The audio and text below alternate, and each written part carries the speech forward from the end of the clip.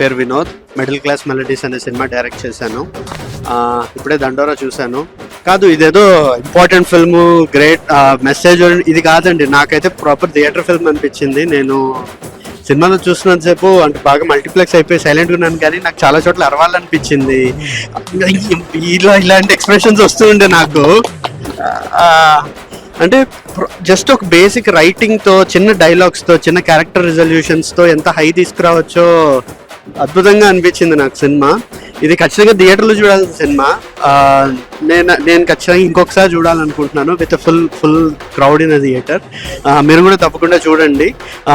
చాలా ఎంజాయ్ చేస్తారు. చాలా చోట్ల మీ కళ్ళు నీళ్ళు వస్తాయి, చాలా నవ్వుకుంటారు, చాలా కోపం వస్తుంది, చాలా బాధ వేస్తుంది, అన్నీ ఉన్నాయి.